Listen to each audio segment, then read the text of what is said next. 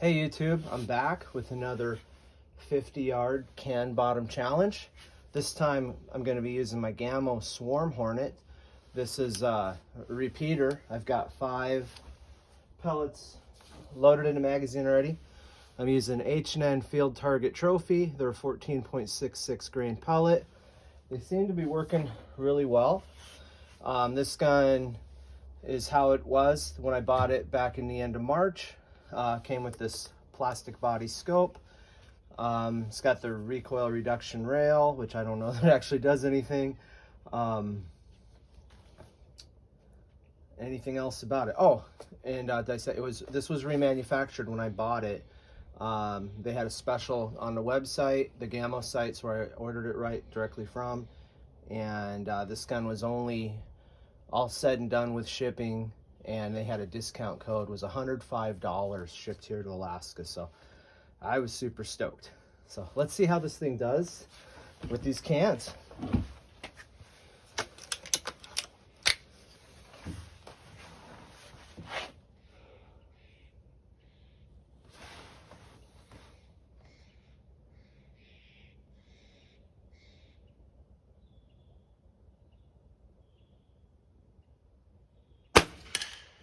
All right, we're off to a good start.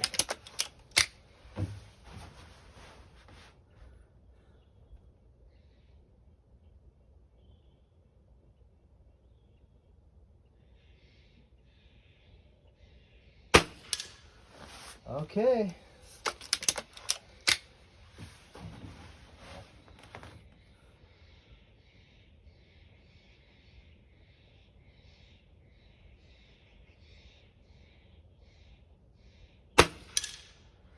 All right, so I'll put the rules of this challenge down below, but that counts as a hit because I did hit the can. It doesn't need to fall off the sawhorse. I hit the can. So we're doing good so far.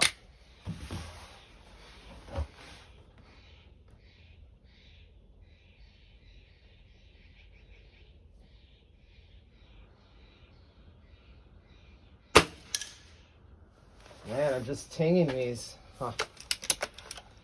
Let's see if I can get the last one.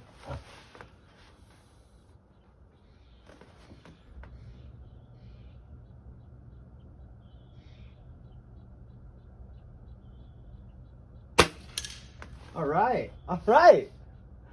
Not as clean as the Diana Model 34, but this is the first gun since that one that I've gotten 5 hits. All right, let's go down and take a look at where I'm hitting on those cans. Okay, let's see where we're at here. Well, heck, those are dead center hits. I thought I was just barely catching them. So what I've learned through this process, I put the cans now orientated to the top. So that would have been like this. So penetration all the way through.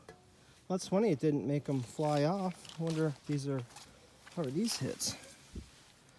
Well, look at that. That's freaking great. That one was orientated a little bit higher, but still a great hit. That was dead center and blew the little tab off it. Holy moly. That is amazing. Oh, this does remind me, one thing I want to bring up. One of my viewers, That Original, I think it was, if I got the name wrong, my apologies. But in my Daisy 1101S video, he noticed that the pellet actually hit on my other sawhorse, which has a wider piece of plywood on it, and I had the can set back. It actually hit and bounced and then it ricocheted and hit the can. So I couldn't tell that when I made the video because I edit these videos on my phone, and I only watched it once on TV. But that's why I try to show everything to you guys. So the reason I use that other sawhorse because it has the wider plywood, and I had my paper target underneath. It was raining and it keeps it from getting wet. But this sawhorse works better, and for the rest of these videos in this series, I'll make sure I put them here on the edge of the sawhorse, and where it's chewed up actually helps prevent them from rolling. So thanks for better information for us where they're hitting. Well, okay, guys, what's not to like about those results? That was freaking amazing, and here's why I have reservations. Okay, so test targets. I probably shot 50 pellets to get this test done. Okay, so this was yesterday, JTS. This is why you test pellets. It really did not like these JTS dead centers. Terrible grouping. That's fine. Doesn't like the pellet. Tried Crossman Premiers, domed, and again, not great. Fine, that's okay too. So then I go with the field target trophies, and I'm hitting here. Great, couple flyers. That's totally acceptable. And then this morning I go shoot, and I threw the cans away, but I was hitting at the top. I was hitting at the top of the cans, like not here, but I barely hit. I'm like, what the heck is going on? I had the dang thing sighted in yesterday. And you know, guys might be quick to like, well, your scope's a piece of junk. Well, probably, yeah, I agree. It came with the gun. It's not even metal. But you know what? I shot it the way it was out of the box. It's lasted me since I got the gun this spring. I don't know how many pellets I have through this gun, but I'm gonna keep shooting it till the thing breaks, I guess.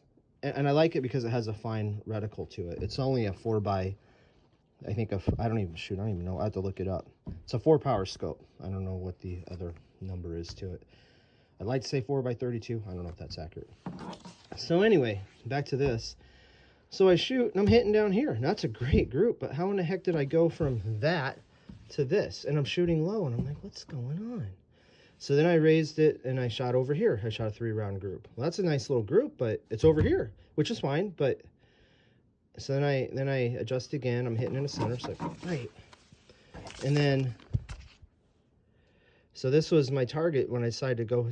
I've tried this can test now. This is the 4th time, and I'm like, well, I can totally live with that. But it's like up and down. Like, well, okay. So I've been watching Spring Piston Fever, and he had one. I think my gun's really similar to what he had a Swarm Maxim, I believe it was.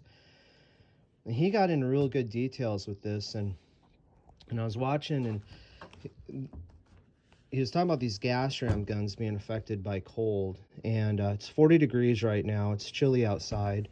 You know, it's inside. This thing comes from inside my house. You know, temperatures would be 65, 70 degrees. And I'm wondering if, because the reason I'm wondering about this is because this is great. I can leave a magazine loaded, it's a repeater. I have pest squirrels. I'll just grab this gun, always ready to go. I can shoot squirrels. 20 yards, I'm missing squirrels. I'm like, what the heck is going on? I've got my range dialed in at 20 yards, you know? And it's like, anyway, how the heck am I missing? So I started wondering, I'm like, does it have to do with temperature? You know, I bring this gun from inside, and then it's outside, and it cools off a little bit. And even though I think it's a nitrogen gas in here, which really shouldn't be affected by the temperature, perhaps there's something going on. And so I figure, like, you got gas in here I mean, it's going to be affected by temperature to some extent. And then you're compressing the air here, so you've got another variable besides just a spring. So it's kind of my working hypothesis with this thing. And here's the, I'll have to put my camera on a stand. Let me show you the other thing I've got conservative. So in watching his channel about this gun, I learned some things I didn't even know that they did. And I'm not excited about what they do, but then I'm like, keep an open mind. You know, manufacturing changes things. There may be a good reason why they do it, not just because they want to make it cheap. I love the fact this thing is made in Spain, you know. Although my bias against Chinese guns is starting to change now. But here's the thing. This is composite. It's not steel. You know, the magnet's picking up on the barrel a little bit, but look at that. So this is a shrouded, the breech, the steel inside for the barrel is shrouded with plastic. So I'm not fond of that. But the big thing that he showed, and he's having a problem with his detent, and apparently there's no way to replace it or fix it, is that isn't steel. So apparently it's some type of plastic material, and then as it wears, you know, it's rubbing on that steel bar there, it wears, and then the barrel will no longer reposition itself where it needs to be. It'll vary. And so I start on this target seeing this. I'm like, well, is that starting to happen with my gun? Or is that, is it me? I shoot enough. I don't think that is me. My Diano 34, it was all the way around there. It was freaking awesome. You know, or is that just the gas piston doing stuff? I don't know. Anyway, that's why I guess I'm not like kind of singing this gun's praises right now, because I don't know long term how it's going to do. You know, for a guy that for $105, I'm not complaining about it. Although I don't think this gun is going to last for a really long time. Like even some of my, you know, your Crossman and Daisies that I got in the 80s and 90s that still work. I don't know that this is going to be one of those guns that is going to work for a really long time. And so that's kind of a bummer. So I guess if you're just a real casual shooter, you only shoot once in a while, you just need something to take out some pests, this is fine. Although I can't speak to anything about the longevity of the gas ram. I've read about guys with gas ram guns, they put them in their gun safe, or they don't shoot them for a while, they go to shoot them again, and the pressure dropped and they no longer work. And I've never had that happen with a spring piston gun. And I've got guns that are from the 80s, that's Chinese, German, and they still work just fine. So those are my concerns. The gun definitely had a good showing with this, you know, shoot, cheap Junko scope on it. Anyway, that's just, I want to make you guys aware. This is my channel. I'm not sponsored by anybody. I buy these guns with my own money, so I'm not beholden to tell anybody anything. So that's kind of what I think is really good, and I'm going to keep it that way.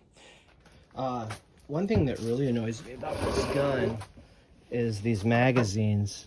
And if you use a shorter pellet like a H&N Field Target Trophy, or more commonly I shoot these Crossman Premiers, they're too short to, you can't get them in the magazine with your finger. Sometimes they go, but more often than not, sometimes I'll take a pellet if I forgot my pel seat and try to push it through with the other pellet, and it's pretty hokey. I don't care for that. And I noticed that, you know, because I'm here in Alaska, this O-ring, when it's been outside for a while, starts getting stiff, so it makes it harder to push the pellet through. So, you know, so for the type of shooting I do, the magazine's really great for shooting pests because you have that quick reload, but for just shooting here off the table, how I like to do and do videos, single shot works fine for me. So anyway, just pros and cons to it. The other thing I don't like, and that's what actually caused me to show you this, is I have to go shoot another pellet through it because I cocked it to show you guys. There's no way to decock this rifle, and it just irritates me. And that's easily fixed. You just have to disassemble the gun, but now I have to shoot a pellet through it just so it's not, you know, ready and cocked and ready to shoot. So that's annoying. You can take the stock off. There's a transfer bar in here that you can remove easily enough. Again, that spring piston rifle fever, he shows how to do it.